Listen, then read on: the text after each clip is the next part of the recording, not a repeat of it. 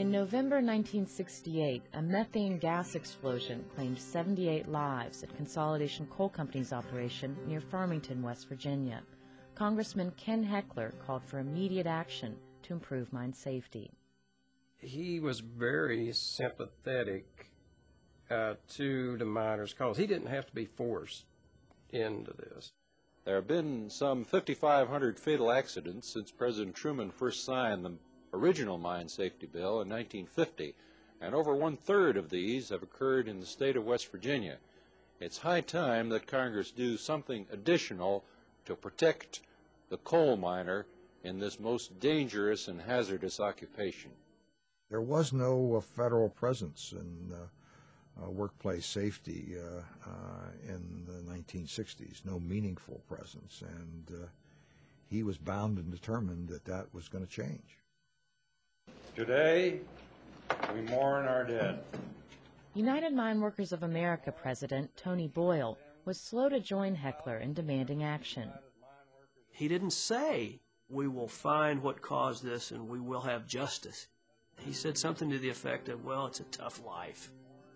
This was the spark, I think, that started the fire and started the miners to march, so to speak, to change not only the laws in this nation, but also to change the leadership.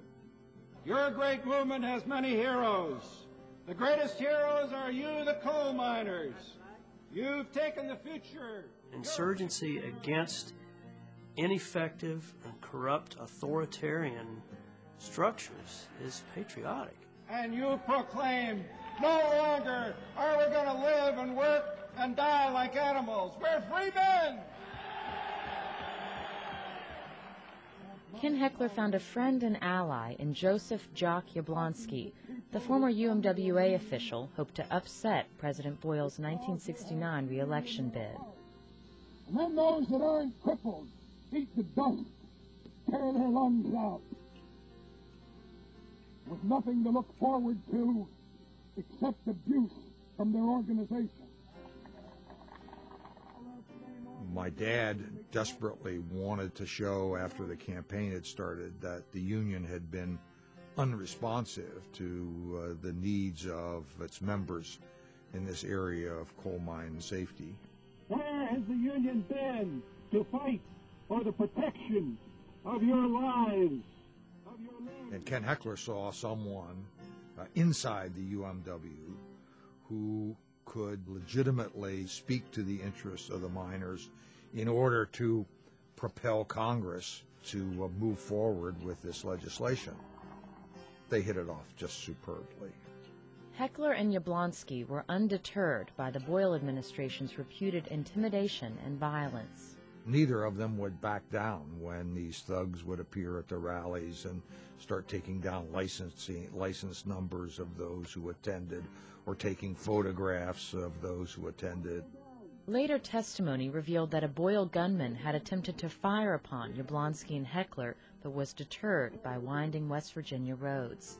Heckler also met opposition when he joined a campaign to address the cause and debilitating effects of coal dust upon miners, a condition identified in 1831 as black lung. Progressive massive fibrosis, this destruction condition that occurs in coal workers, is a peculiar entity, and most people feel that it is related to infection with tuberculosis.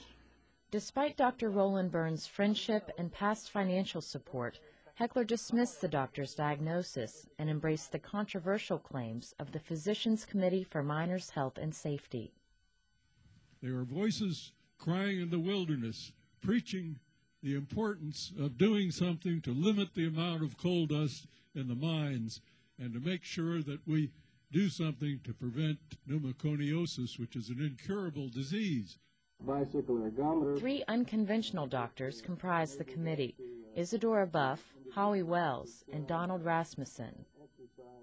No one had ever studied symptomatic coal miners like I did. So even though they condemned me and said I was wrong, they didn't show any proof or any studies that countered what I said. Together, Heckler, Yablonsky, and the Physicians Committee rallied coal miners to demand fair treatment.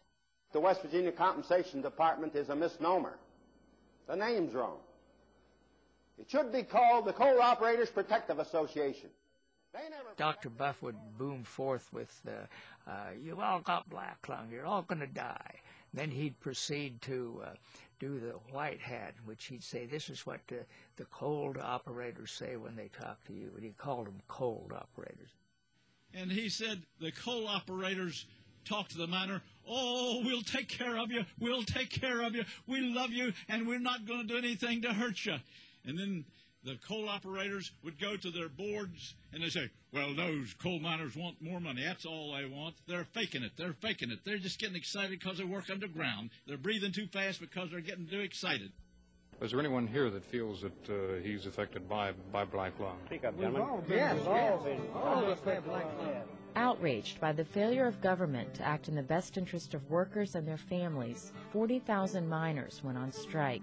They were fueled by UMWA President Boyle's withdrawal of support for black lung legislation. Members of Congress felt like, well, here's the industry and union both saying no need to look at it now or too soon. But when they saw the coal miners in this state missing 2.5 weeks' pay over an issue of lung disease, they then reintroduced the health measure back into the bill. Well, it's going to need the kind of sentiment that you've expressed here today and letters to the Secretary of the Interior. Congressman Heckler, meanwhile, initiated a public relations campaign to draw national attention to the plight of miners, especially those killed in the Farmington explosion.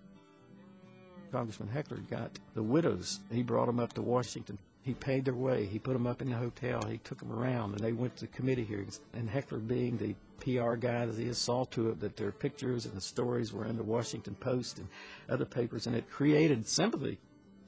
People who were not at all theretofore interested in coal mining suddenly seized on this as an issue of justice versus injustice. I wonder how many more will be added to the score. A lot of us are sons and daughters of miners, and we're down here to support our fathers and our brothers who are working in the mines, and just human beings in general.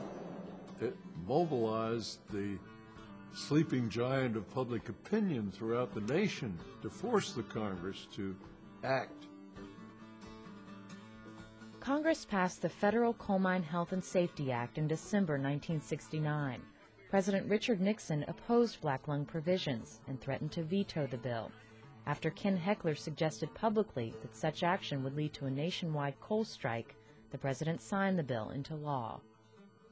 Ken shepherded that bill, even though he was not a member of the Select Labor Subcommittee. But it didn't matter how unpopular a cause was. If he believed that was the right thing, he supported it and stuck by it without wavering. The Coal Mine Health and Safety Act initiated a federal effort to combat black lung. The new law strengthened standards, established permissible coal dust levels, and increased federal enforcement powers. It was certainly Ken's idea that the regulators could not be trusted to administer this act, which is why, when it was originally written, there were so many mandatory safety provisions. The law, dubbed the Coal Act, also compensated miners who were totally and permanently disabled by black lung. Jock Yablonsky, defeated in the UMWA presidential race, called for a federal investigation into possible election fraud. He also initiated 5 lawsuits against the labor union. Meanwhile, dissent deep within the United Mine Workers began to boil over into violence. December 31st, 1969, a day after the Coal Act became law, Jock Yablonsky, his wife Margaret, and daughter Charlotte were found murdered in their home. Tony Boyle received 3 life sentences for his role in the killings.